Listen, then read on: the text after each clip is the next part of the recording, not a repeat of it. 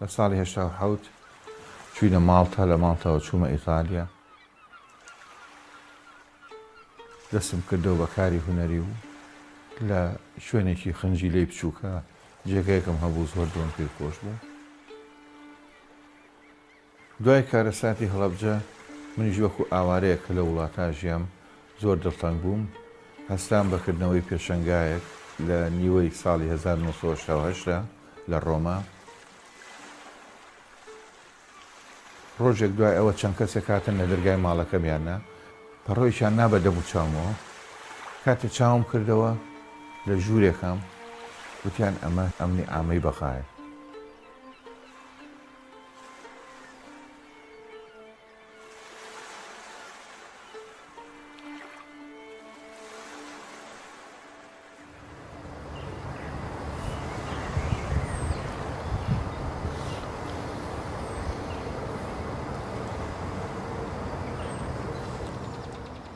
لە شاری سلێمانی لەدایک بووم. خولیای هونەر لە ماڵی ئێمە و لە ماڵی مامەکانمە هەمیشە هەبووە.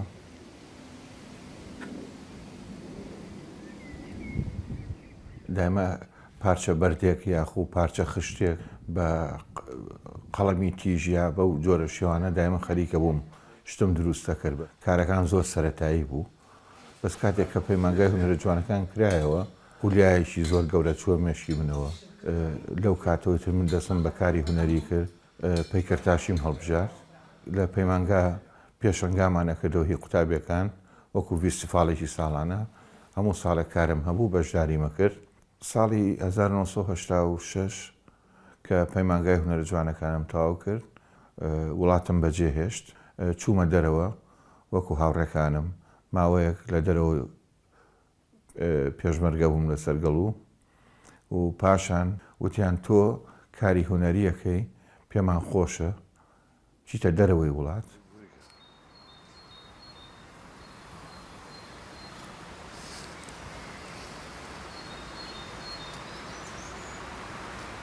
لە ساڵی 1970 ویزەم بۆ کرا، چوومە سووریا. دوایی بردیانمە لیبیا، لە لیبیاوە چوینە ماڵتا، لە ماڵتەوە چوومە ئیتالیا.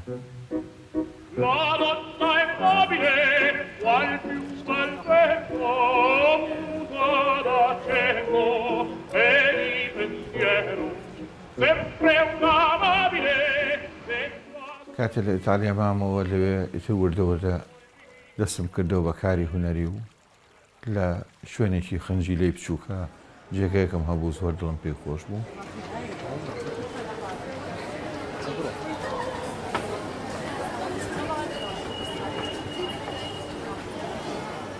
ئەمڕۆ هاتم بۆ ئیتالیا.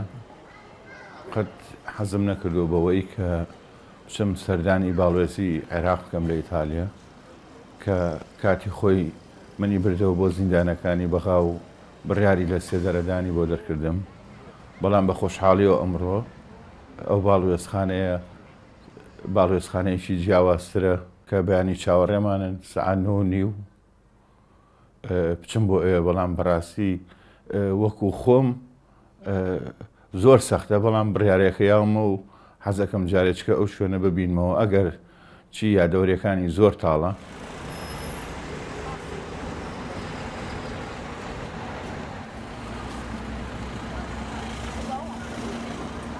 لە ساڵی 1970 ئەنفا لە بەرناوەکە بوو.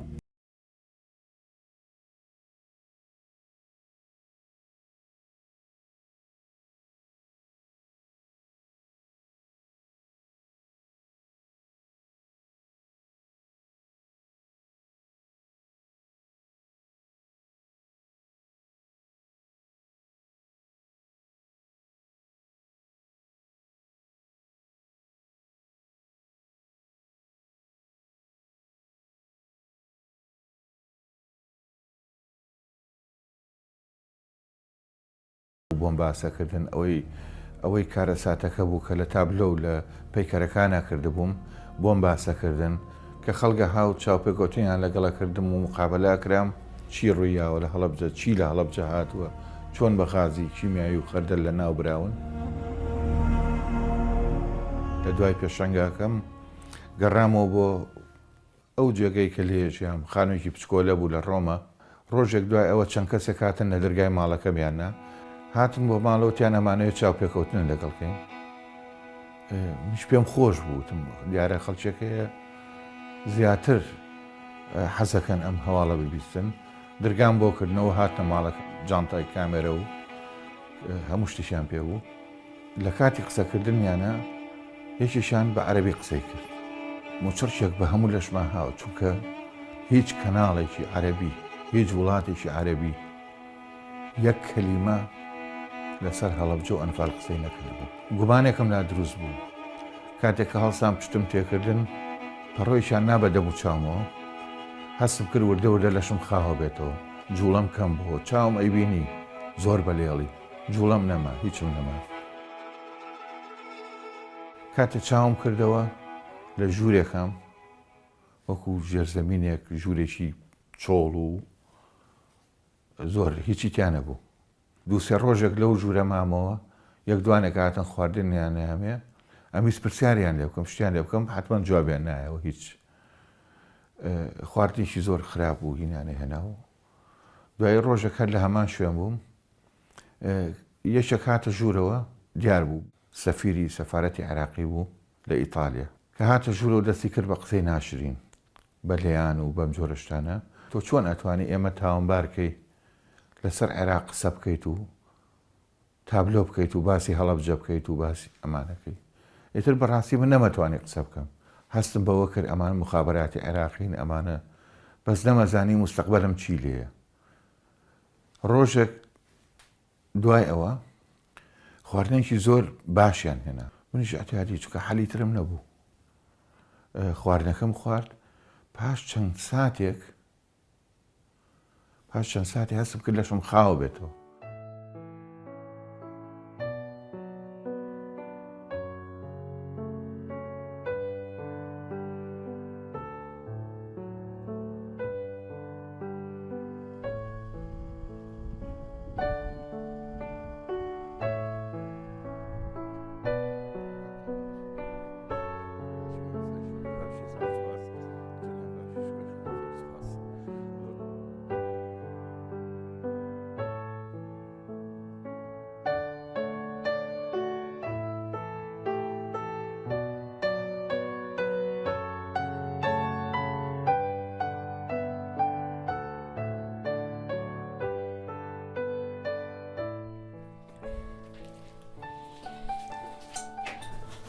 ئەمە ئەو ژوورەیە کە چەند ساڵێکی زۆر لەمەوبەر مخابراتی عێراقی منیان فرانەوە بە عێراق و جیاوازەکە زۆر گەورەیە کە ئەمڕۆ جەنابی باڵێز پێشوازیمان لێکە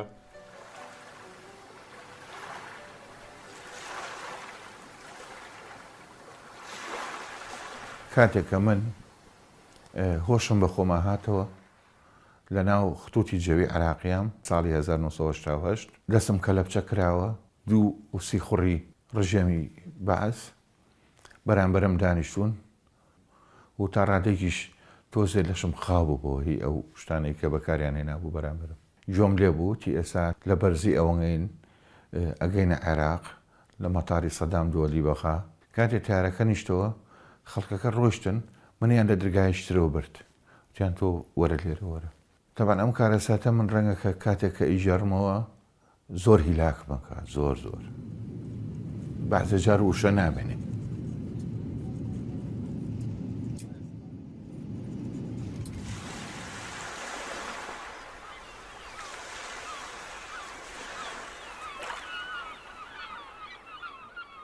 لە مەتاری بەخا منیان بردە ژوورێکەوە هیچیان لەگەڵان نەوتم چاویان بەسمەوە بردیانمە ناو سیارەیەکەوە دەستێکم بەم دەرگایەوە کە لە بچە بوو دەستەکەی ترم بە دەرگاکەی ترەوە سەریان دابەزانم بۆ بینی کوشتنەکەی خۆیان بە خێرایەکی زۆر ڕۆیشتن نەمەزانی شوێ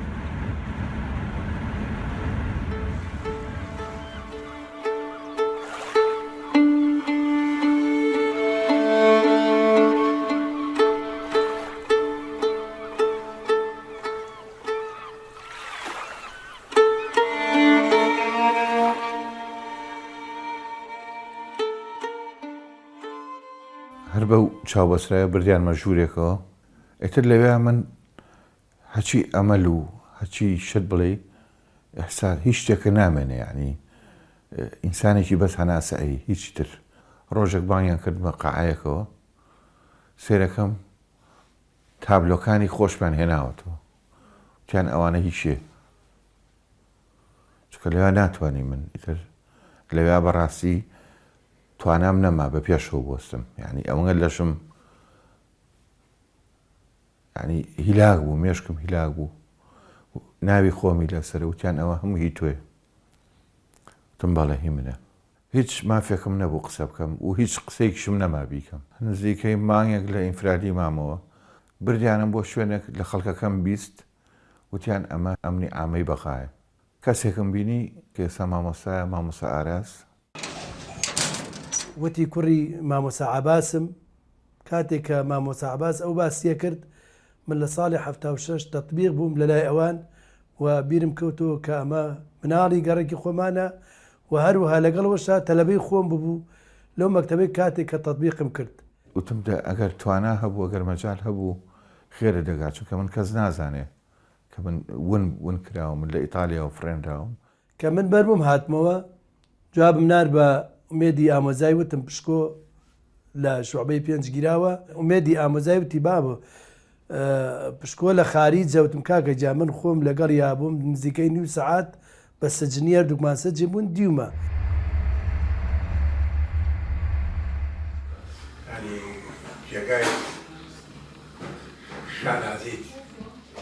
لە ماڵەکە بوو بە شیوەن، هەموو گەڕک، هەموو ناسیا و هەموو دۆستان هەر هەموو هاتن، وتیان کە گەیشتۆتە ئەوێ ئەتەرەوە کۆتایی هاتووە. ئێمە لەوێ بووین کە ئەویان هێنا بۆ ئەمنی عامە.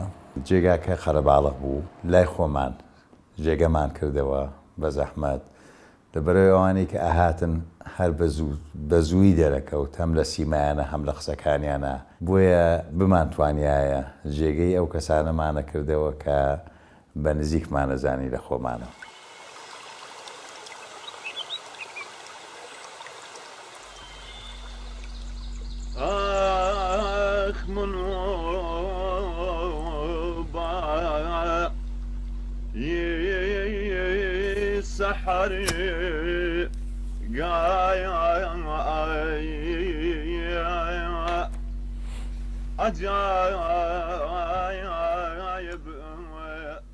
دوجار پاش فترێکی زۆر زەحمەت، زۆر قورس، لە 11 حەوت لە ساڵی 88 بردیانین سەریان تاشین و محکەمەکە دەستی کرد بە قسەکردن و قرارەکانی خوێنەوە و تۆ مواتنێکی و خەڵکی عێراقی و لە زەدی عێراق قسە ئەەکەیت و دەلائیل هەیە لەسەر و شریتی ڤیدیۆ هەیە و سەوتی تۆ هەیە و ئەم شتانیان هەمووی خوێنەوە. بڕیاری لە سێدەرەدانم میرە بە پێی ئەو مادەی کە خوێنیانەوە. ئیتر لەوێ بێهۆش بووم، ئەگەم لە خۆم نەما.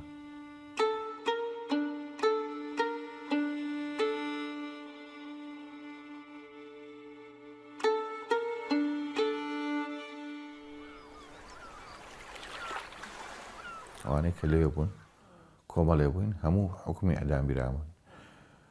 من 11 حەوتی 1980 حکمی ئەدامەکەم کەیرا. ڕۆژێک بردیانمە ژوورێکەوە، زابتێک دانیشت بوو. زابتەکە وتی تۆ زیشتر دایکێ وەلا. کە دەستی کردمەوە ئەو بوو دایکمە هەدە ژوورەوە.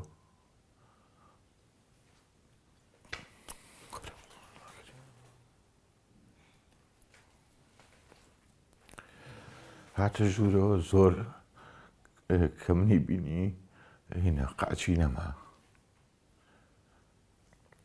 منیش بە پەرۆشەوە باوەشم پیا کرد، ئیتر هەر لە خۆیەوە دەستی بە قۆڵ و بە شان و ئەو چیان لێ کردووی.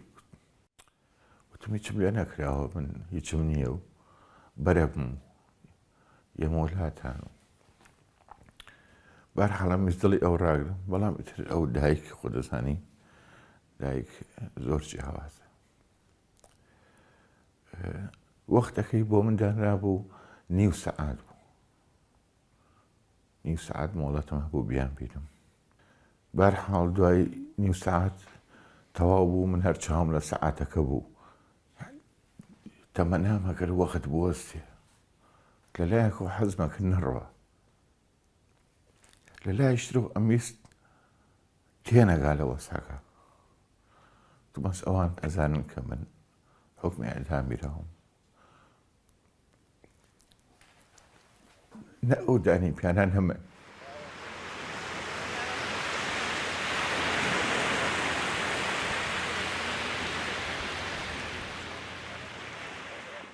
کە برامەوە بۆ شوورەکە گەنجێکی زۆر ڕووخۆش بۆ چەند ساتێک بینیم. گەنجێک بوو کە خەڵکی عەقاری بوو، گەڕەشی عەقاری لە سلێمانی، کوڕی مستەفا کونجرینی بوو ئەگەر هەڵە نەبم. ئەوش بڕیاری لە سێدارەدانی هەبوو. من تەنفیزی حکمی ئەعدامەکەم 15/8 بوو، 15/8/88. باوەشم پیا کرد و زۆر هیلم کرد، وتی کاک پشکۆ تۆ دڵنەوایی من مێرەوە، تۆ خۆشە هەمان سزاو هەیە. هذا بيان البيانات صادر من القيادة العامة للقوات المسلحة. بۆ شەوی دوای ئەوە حربی عێراق و ئێران کۆتایی هاو لە 1988.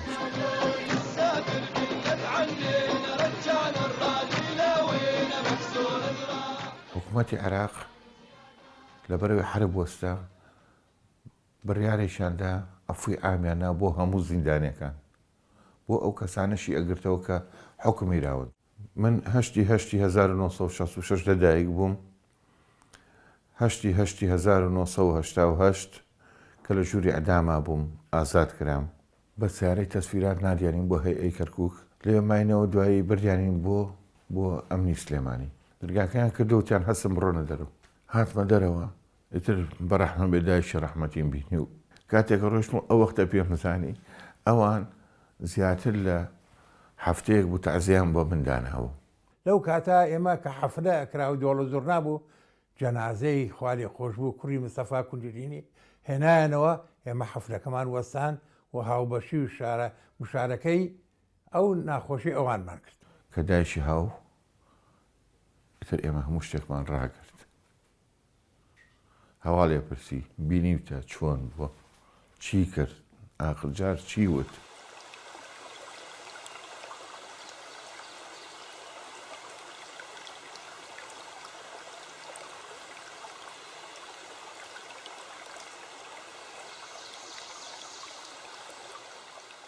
لەو کاتەیە کە ئیتر ئێمە بەربووین، بەڵام لە هەمان کاتیشە ئازاد نەبووم. منیشیان بر بۆ ئەوێ لە معسکەرێک لە معسکەر سەلام، دوایش بردیانین بۆ بەخە. یەکجار ئەوە بوو کە ئیتر ڕوخسەتم وەرگرت، ڕوخسەتی ئەو وەرگرت کە کەس و کار بینم.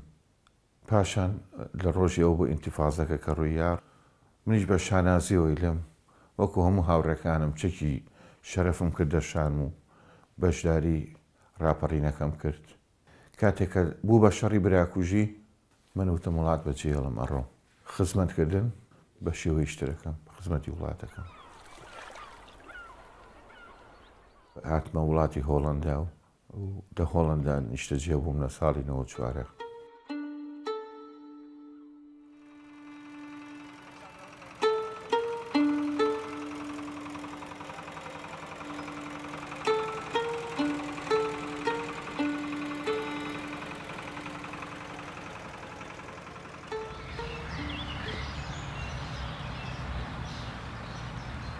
The first time I heard about Pishko Gurji was about 3 years ago. یەکەم جار کە ناوی پشکۆ گورجیم بیست نزیکەی 3 ساڵ لەمەوبەر بوو.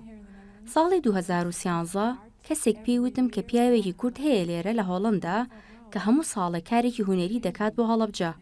منیش حەپەسام و وتم ئەمە زۆر سەرنجڕاکێشە. من ئەتوانم بەڵگە فیلمێکی چلخولەکی لەسەر دروستکەم بۆ رادیۆ. هەڵەبجە هەمیشە پاڵنەرە بۆ ئەو کە هەموو ساڵێک لە یادەکەیدا ئیشێکی هونەری بۆ بکات. چونکە ئەو ناتوانێ وازدەم خولیایی بهێنێت. لەبەر ئەم پاڵنەرە ئەو گەیشتۆ بە زۆر شت لێرە لە هۆڵەندا. بەرهەمهێنانی کارێکی هونەری وەک پێکەری عومەری خاوەر لە لاهای کە 3 ساڵە لە باخچەی OPCW دانراوە ئەمە مۆنۆمنتی سەرەکی هەڵەبجەیە لە هۆڵەندا. For Halabja here in this country. کاتی هاتمە هۆڵەندا هێشتا زمان فێر نەبووم. لە ساڵی 1990 پیکەرەکەم دروست کرد خانمێکە بە جلی کوردیە و کە لێ شێرە سنتەری شارەکانە دانراوە ئەم شارەی خۆم کە هایلۆی ناوە زۆر جار مناڵەکانم کە بە پاسکیل بەلای ئەڕۆن بە هاوڕێکانیان هەڵێن ئەوە باوکمان دروستی کردووە. تابلۆیەکی ترم کە لەسەر تاوانی ژینگە دروستم کردبوو ئێستا حالیان لە یەشێک لە مۆزە جیهانەکانی OPCW دانراوە کە ئەمە یەک لە دوای UN-ەوە ئەم منەزەمەیە یەکێکە لە منەزەمە جیهانیەکان کە 198 وڵات عزوەتیایە. دوای ئەوە لە یادی 25 ساڵەی کیمیابەرانی هەڵەبجەیە بوو لە هۆڵەندا کارێکی ترم دروست کرد. ئەو کارەش ئێستا لە منەزەمەکە داوام لێکرا لەوێ ئیفتتاحکرایەوە لەوێش دانراوە ئێستا کە هەڵەبجەم تیا دەستنیشان کردووە بە خاڵێکی سوور لەسەر گۆی زەوی. دوا کاریشم کاری پەیکەری عومەری خاوەرە کە ئێستا بۆتە سەفیریشی نێودەوڵەتی لە باخچەی ئەو منەزەمەی دانراوە منەزەمەی OPCV کە لە 29/4 2014 افتتاحکرایەوە.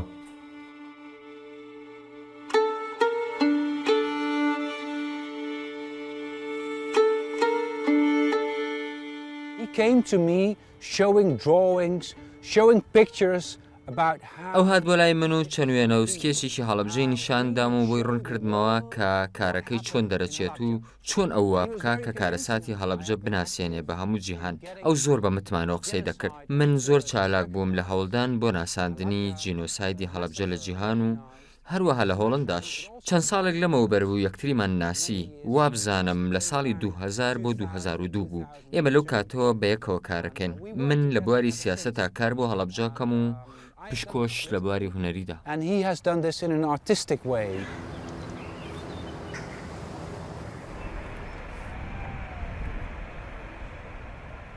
من ئەم پەیکەرم دروست کردووە کە نمایش لە 4 پێشمەرگە ئەکاگەر 4 پارچەکەی کوردستان کە دوانیان ئافرەتن دوانیشیان پیاون کە ژنانی کورد ئەمڕۆ سەلماندیان بۆ هەموو جیهان کە شان بەشانی برا پێشمەرگەکانیان دەجەنگن.